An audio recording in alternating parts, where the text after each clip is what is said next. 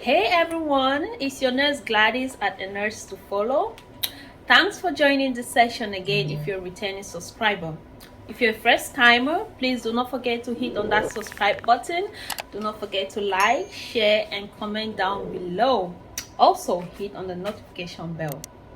So guys, today's video is for LPNs out there who are about to sit for their NCLEX board exam.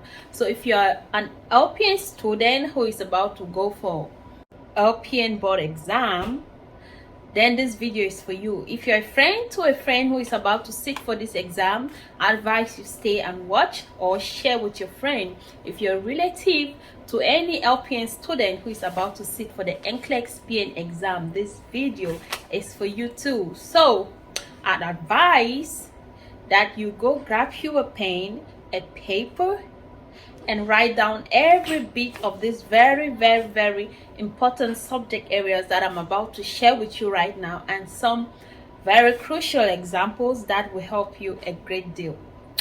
So stay tuned.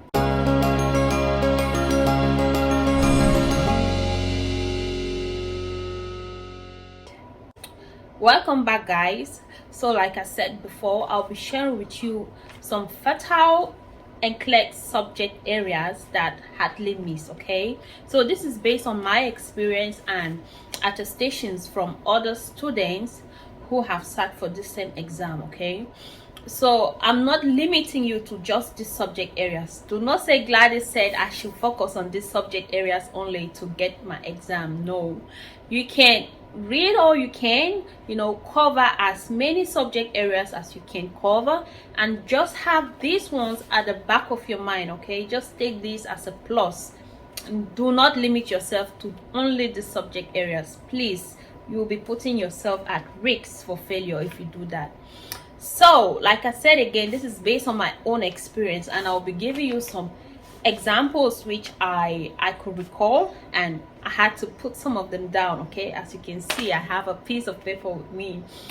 Okay guys, so without wasting any more of your time, let's get started. Subject area 1, fundamental skills. Now there's so many questions from fundamental skills. Okay, so many questions from, the mistake most students do is that they focus more on like research, maternity, pediatrics. Yeah, actually they set questions from almost all the subject areas. Okay, but some students tend to minimize some subject areas, which is the main reason for which I'm making this video today. Just have these subject areas at the back of your mind and know that NCLEX actually set questions too from here. So fundamental skills 1, ambulation. So what about ambulation? Ambulation, when ambulating a patient with a weak side, on what side should the patient have the cane? You should know this. Is it on the strong side? Is it on the weak side? So they may mention that, oh, your patient has left-sided hemiplegia or right-sided hemiplegia. So you should know what side of the patient is weak and on what side the patient should hold the cane.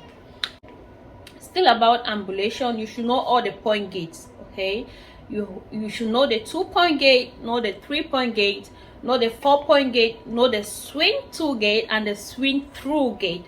You should know all these gates. Okay, you get a question like for example, one of the questions I could recall for myself during my time, there was a question like your patient was recently placed on crutches and you're the nurse on duty. Okay, and the doctor's order says no weight bearing on the affected leg. So which point gate does the nurse anticipate to use for this patient? Is it the 2-point gate? Is it the 3-point gate? Is it the 4-point gate? Is it the swing to gate? Or is it the swing through gate? A lot of gate. So you should know. I'm not telling you the answer. You should know the answer yourself. So next subject area, still about ambulation. If your patient is on crutches and your patient has to climb stairs, you should know which leg goes first. Is it the crutches? Is it the strong side? Is it the weak side? You should know all of these. Likewise, when the patient is descending the stairs, so you should have all these at the back of your mind. Another fundamental skill subject area is Foley catheterization. So you should know the steps involved in Foley catheterization. When inserting a Foley catheter, you should know the correct steps and you should know the order of the steps. So this is how they're going to give you a question like this. Like during my time, they will jumble up the steps for you, like jumbled up, and you are to place them in the correct order. So you do like hold and drag and place them in the correct order. So that is how you get that one. Another similar question is PPE donning. How to undone your PPE, the correct order of undoning PPE. So you also have to arrange that in the correct order. Don't jumble up the steps for you. They are going to jumble them up, and then you place them in the correct order. So these are the few fundamental skills that I could recall, and you should have these at the back of your mind. So the next subject area is isolation precaution. Isolation precaution. This never, 90% of students who go for the NCLEX exam will tell you that at least they had one question from isolation precautions. Okay, it never misses. During my time, I had more than 3. I had so many questions from isolation, so many questions. So you should know this particular topic to your fingertip. Know your isolation precautions to your fingertips. There are acronyms out there that will help you to easily recall and to easily memorize. Okay, so what kind of questions did I get from isolation precautions? You should know patients that are compatible, patients that are on isolation and can be put together in one room. So you can have a question like a patient was recently transferred from the theater to the surgical unit, and they may ask you like which of the following rooms can this patient be paired with? Which of the following patients can this patient from the theater be paired with?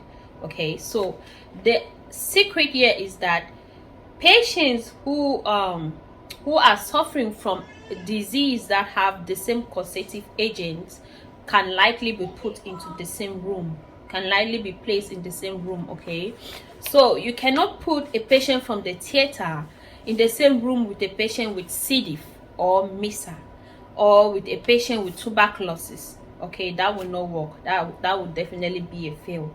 You cannot put a patient with C. diff in the same room with a patient with pneumonia. You cannot put a patient with MISA in the same room with a patient with tuberculosis. So if they both have the same causative agents, you can put them in one room, but if not, they cannot be in the same room. So have that at the back of your mind. And our advice for the fundamental skills, ATI has very good videos. I recommend that you should go watch those ATI videos for like ambulation or the point gates, how to undone PPE, and how to put on sterile gloves. I also had that. You have to know the correct order of putting on like sterile gloves. Which hand goes in first? Is it the dominant hand or the non-dominant hand? So I recommend ATI videos. We actually demonstrate those skills so well for you.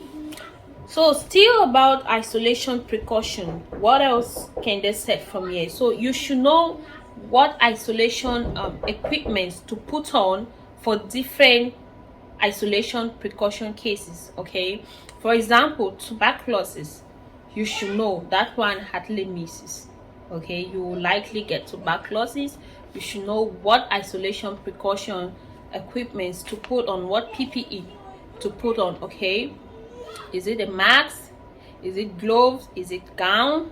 What kind of mask are you putting on for tuberculosis? You should know all of them. For contact precaution, if a patient has C. diff, you may get a question like you have a patient who was recently admitted, and this patient is suffering from tuberculosis. At the same time, this patient has a stage 4 pressure ulcer, and you are the nurse on duty. You have to go perform wound care for this patient. That will require flushing. Okay, so they will ask you what PPE can this nurse put on? Or they may also say you have a patient with a stage 4 pressure ulcer and this patient also has C. diff. What PPE can this nurse put on to go provide wound care for that patient?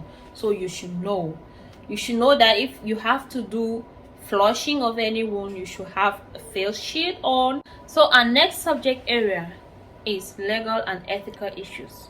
So the kind of questions that I got, and most students attest that they got from this particular subject area, are: you should know the rights of the patient, you should know your role as an LPN in obtaining an informed consent, you should understand the differences between negligence and malpractice. So no examples of negligence, no examples of malpractice. Also, there was this question from physical assessment, how to assess the abdomen using the various 4 assessment techniques: palpation, auscultation, percussion, and inspection. So what order do you follow when assessing the abdomen? Okay, if you want to assess the abdomen, how is the order like? Is it inspection first? Is it auscultation that follows, then palpation, then percussion? What is the order for assessing the abdomen? You should know that. Okay, we are going to end here for now, and I'll continue in my next video. Okay, so stay tuned for the next video. It's a continuation from this one. Okay, so one general advice I can give is that when you're close to your date, okay, to the date of your exam, please do not overwhelm yourself with a lot of exam prep books or materials. Trust me, it does not help. It instead makes you so anxious, so nervous, gives you panic for nothing. You can get into an anxiety state. Okay, you give yourself anxiety.